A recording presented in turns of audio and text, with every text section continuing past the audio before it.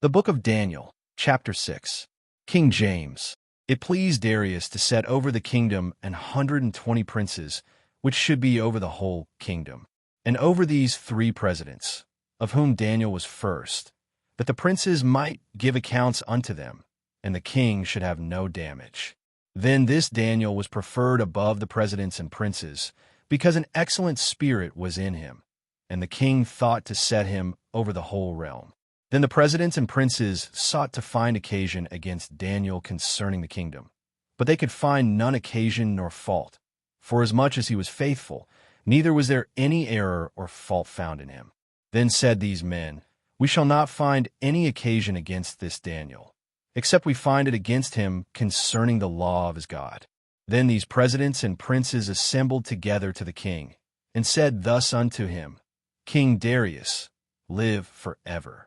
All the presidents of the kingdom, the governors and the princes, the counselors and the captains, have consulted together to establish a royal statute, and to make a firm decree, that whosoever shall ask a petition of any god or man for 30 days, save of thee, O king, he shall be cast into the den of lions. Now, O king, establish the decree, and sign the writing, that it be not changed, according to the law of the Medes and Persians, which altereth not. Wherefore King Darius signed the writing and the decree. Now when Daniel knew that the writing was signed, he went into his house, and his windows being open in his chamber toward Jerusalem, he kneeled upon his knees 3 times a day, and prayed, and gave thanks before his God, as he did aforetime. Then these men assembled, and found Daniel praying and making supplication before his God. Then they came near, and spake before the king concerning the king's decree. Hast thou not signed a decree, that every man that shall ask a petition of any god or man within 30 days, save of thee, O king, shall be cast into the den of lions? The king answered and said, The thing is true, according to the law of the Medes and Persians, which altereth not.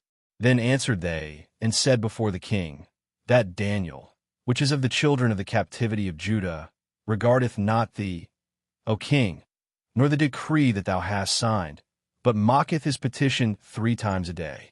Then the king, when he heard these words, was sore displeased with himself, and set his heart on Daniel to deliver him.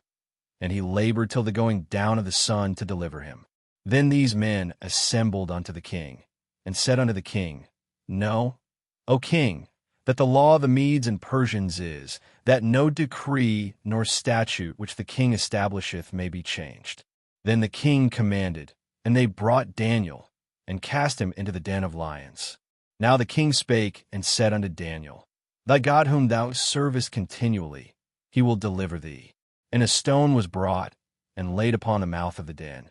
And the king sealed it with his own signet, and with the signet of his lords, that the purpose might not be changed concerning Daniel. Then the king went to his palace, and passed the night fasting.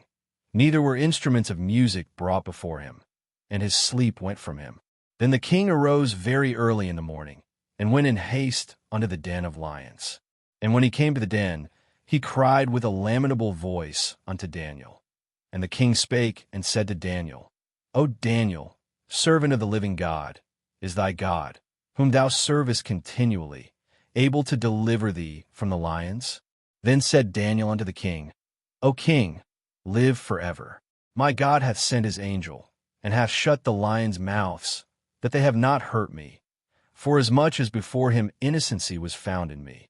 And also before thee, O king, have I done no hurt.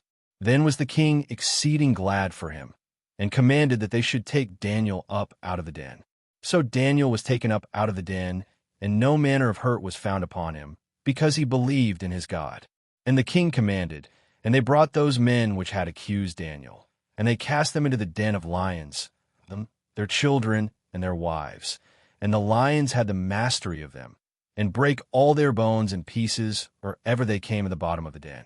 Then King Darius wrote unto all people, nations, and languages that dwell in all the earth, Peace be multiplied unto you. I make a decree that in every dominion of my kingdom men tremble and fear before the God of Daniel. For he is the living God, and steadfast forever, and his kingdom that which shall not be destroyed, and his dominion shall be even unto the end. He delivereth and rescueth, and he worketh signs and wonders in heaven and in earth, who hath delivered Daniel from the power of the lions. So this Daniel prospered in the reign of Darius, and in the reign of Cyrus the Persian. Commentary. Key principle: faithfulness to God must remain constant, even when laws oppose him. Daniel 6 presents a clear conflict between God's law and man's law. When the government issued a decree forbidding prayer, Daniel did not protest loudly or rebel violently. He simply continued obeying God as he always had. This reflects Acts 5 verse 29. We ought to obey God rather than men. Daniel's consistency is key, as he did aforetime. His faith was not situational. It was a daily commitment. This kind of steady obedience is what builds true character and influence. God's deliverance in the lion's den shows his sovereignty over creation. Just as he preserved Daniel, he is able to protect his people according to his will. Psalm 34 verse 7. Even powerful rulers like Darius came to recognize that God's kingdom is everlasting and superior to all earthly authority. Biblical and constitutional insight. This chapter reflects the principle of religious liberty, that no government has the rightful authority to control a person's worship or relationship with God. The founders enshrined this truth in the First Amendment, recognizing that allegiance to God comes before allegiance to the state. Practical application.